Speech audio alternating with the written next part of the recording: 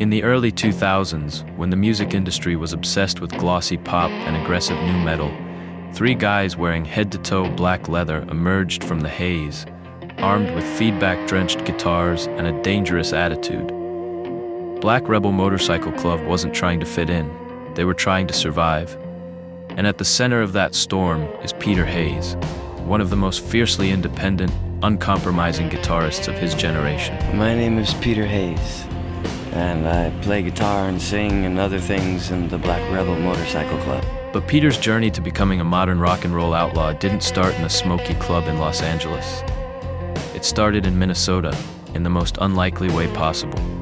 Before he was burying his amp in fuzz and distortion, his musical foundation was completely different. I grew up doing symphonic band. I played trombone, marching band, jazz band. Things changed when he moved to the Bay Area. He had a rebellious streak and eventually found himself completely isolated. But that isolation became the catalyst for everything that followed. I discovered Jimi Hendrix actually, and Pink Floyd. I guess at 14, 15, got in trouble, was grounded, and my mom happened to have a guitar, and it was one of those where I was grounded for a year or more, you know. She gave me this nylon string guitar, and so that's, I guess, how it started. That's how it started. And then I got a little PV Falcon, kind of knockoff of a Fender, and started writing. Peter quickly realized he wasn't interested in being a flashy guitar hero.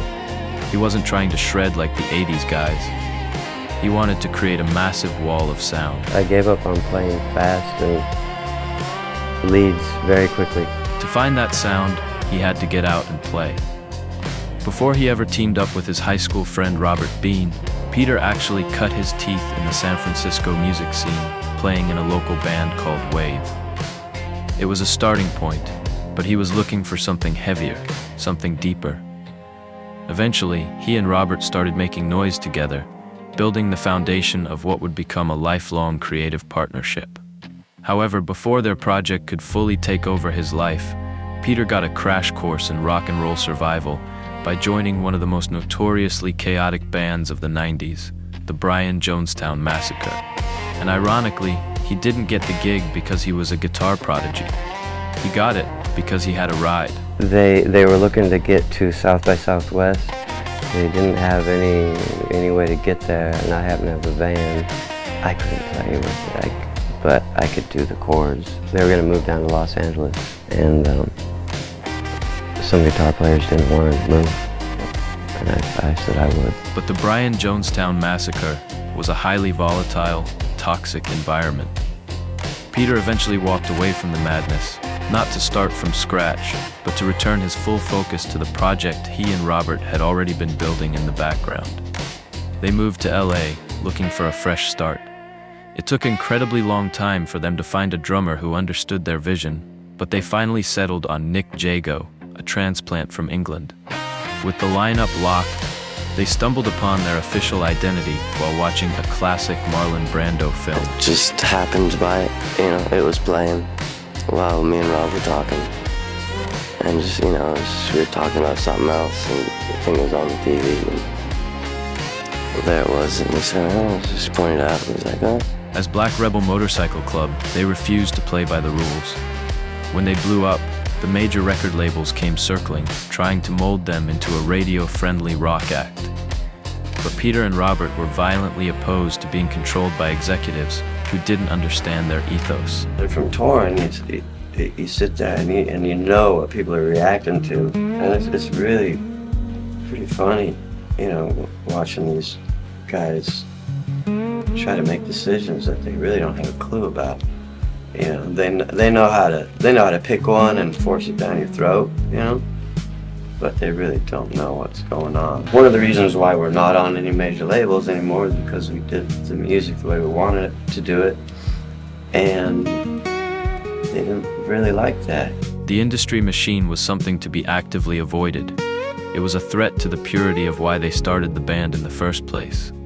You try to stay away from the beast, man. That's It's a nasty. We've turned down money because it's just, it's just money.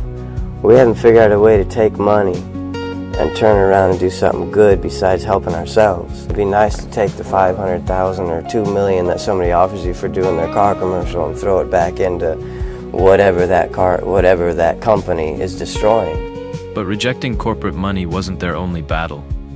They also had to survive massive internal turbulence.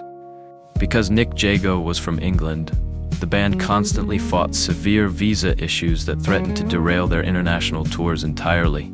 Eventually, the constant friction and roadblocks took a heavy toll. Nick lost interest, shifted focus to his own solo project, and officially left the band. Losing a founding drummer would kill most bands, but Peter and Robert refused to quit. They ultimately recruited Leah Shapiro, who took over the drum throne and gave them the rock-solid backbone they needed to keep pushing forward. And they did evolve. They stayed true to their gritty, unapologetic sound, but they also weren't afraid to strip it all down.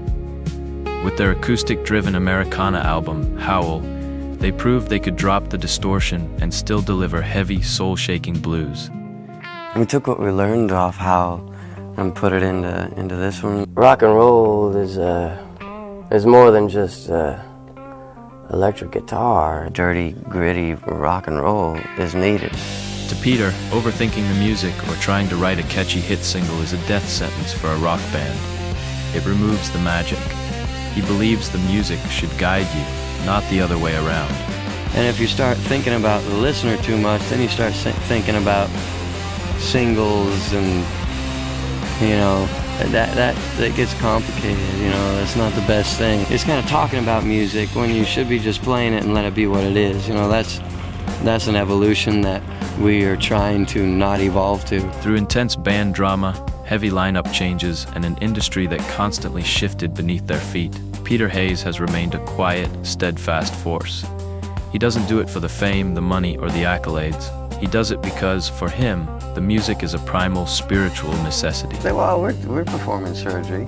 Absolutely. On the spirit. That's a great thing about music. Every once in a while when you're open to it, and something will speak for you in a moment. That's the point of it. We're doing what we want to do because it feels best for us and how we want to do it, and we're not blaming anybody else for how they live their life. Black Rebel Motorcycle Club survived because they never compromised. They built their own lane, turned their amps up as loud as they could, and never looked back.